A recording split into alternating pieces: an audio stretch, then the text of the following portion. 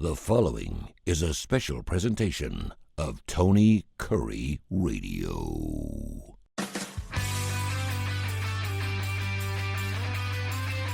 We hope you enjoyed Tony Kurre Radio's rendition of Mission Minded, the show we've been doing for years. And, of course, Michael Coleman, the CEO of the Heart of Alabama Food Bank, does a wonderful job. And we do talk about difficult things. We talk about things that maybe on some radio stations they would woke it. Maybe they would cancel up. But when you own the radio station like I do, I can do whatever I want. And that's why.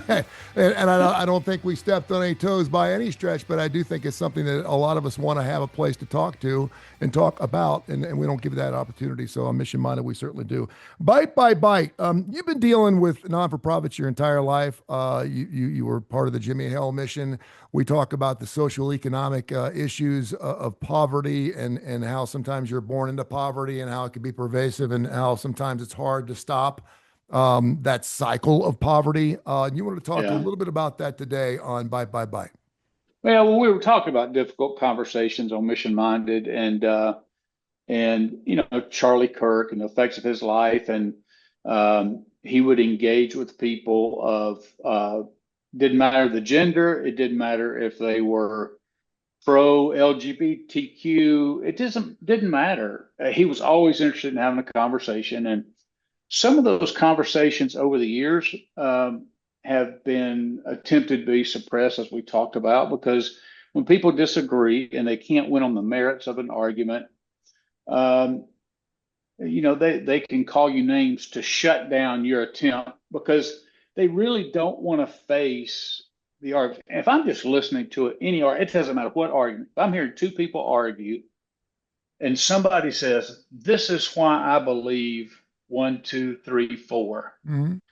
And somebody goes, well, that's crazy. You just are a hater. You just this. You're stupid. And, it devolves into that, just calling names. Oh, you're a fascist. You're a Nazi, whatever it is. Then I'm like, well, here's somebody who, whether you agree with them or not, they listed why they believe what they do. And this person just acted out of emotion. They couldn't lay out why they value what they valued. And so I'm going to be more influenced by this. One of the most heartbreaking things is there's never in the history of the world been a more wealthy country. Just this morning, Rick Pate, who is our agriculture commissioner, who's running for lieutenant governor, came and talked about the ag department this morning. And he talked about how much food, that we do food so much better. He was talking about celebrating farmers and that there's so much food. And I say that in Feeding America Network. There is enough food to feed everybody in Alabama and every other place. It's an access issue and getting access to people who are in poverty. And it's exactly true what you say. When you look at the issue of poverty, people tend to look at it one way or another. Like they'll say, okay, there are people who are in poverty who don't have access to transportation, who don't have access to good education, and those are all factors that I have fought against for a couple of decades. But there are also things that I think that if you just compared it to 100 years, not 100 years ago, 50 years ago, or 75 years ago, you will see our culture has shifted that has some causal effects. Mm-hmm. One of those being generational poverty. Before the government stepped in with what they viewed as the war on poverty, Lyndon Johnson's war on poverty, you saw a lot of poverty in the African-American community. You see it in the white community as well, but it was more prominent in the African-American community. But you still had a father, you still had that dynamic. And so they would raise their kids. Yeah, they didn't have tons of resources, but they raised them with a work ethic. They raised them with values to love God, to love your neighbor. And the things that they experienced and how they were able to endure the true racism and segregation and harm is incredible. But then what happened was the government said, yeah, we care about people in poverty, so let's give them some aid. And they started Medicaid and they started welfare and SNAP and all those kind of benefit programs. And now we have, over those years, literally trillions and trillions of dollars have been poured, and yet poverty is as bad as it's ever been. And so the question then becomes, is the answer in more resources, or is the answer in a tougher conversation, which is, how do we, and this is applying to all races in poverty, the white, Hispanic, Black, doesn't matter. I'm not saying this to blame,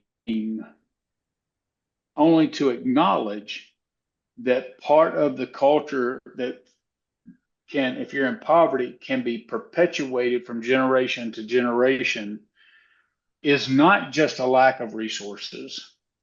It's a lack of an idea of values that are brought about through Judeo-Christian values that were brought here. But we have separated God from the schools. Mm-hmm. So we don't have that accountability built into our stream, our world.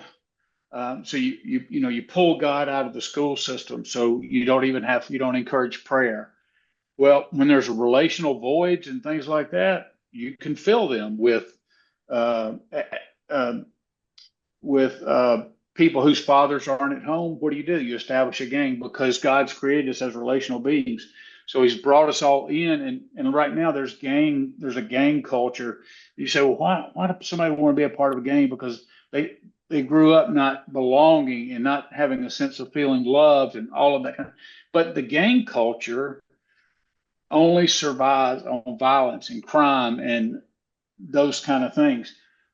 So you ask yourself, how effective would the gang culture be if there was a father in every home to protect their children and to stand up against that and to teach them the values that they wanted to have? One of the shows that I loved back in the 70s, but it was so criticized as being unrealistic, was Good Times, because John Amos, who played the father, they were living in the ghetto of Chicago, and he wasn't educated. He had dropped out in the 8th grade, but he was there and he disciplined his children. He loved his children. He kept his home together, and every negative influence, from drugs to hustlers to everything else, he'd meet them at the door. This is my family. You're not going to get through me. And even with that, your kids struggle with life. And so I'm just saying, poverty, we do need resources to fight against poverty. The answer is not only found in resources. I think each of us have to look within ourselves and in the culture that we promote, because right now the rap culture promotes violence and crime and misogynist views towards women and abusive, and promotes things that are antithetical to healthy life and peaceful living and neighborly living and loving your neighbor and all those kind of things. Yet it's so pervasive, and we don't want to touch that, because to even say what I've said now, I could be labeled as a racist and that I hate Black people. And the opposite is, it's soul crushing to see generational poverty, where a whole new generation of people are coming through with no hope of ever wrapping their arms around the American dream, having achievement, building their own family, building their own legacy. And it's not just a lack of resources, it's cultural issues that we're going to have some tough conversations about if we want to have a true impact on poverty. How can people help out the Heart of Alabama Food Bank? Yeah, jump on the website, go to hafb.org, and feel free to, if you're in the area, we'd love to have you come volunteer and connect with us, get a tour, or donate to the mission, donate to what we do, helping our neighbors across 35 counties. I love you, brother. Have a good weekend. Thanks, buddy. You too.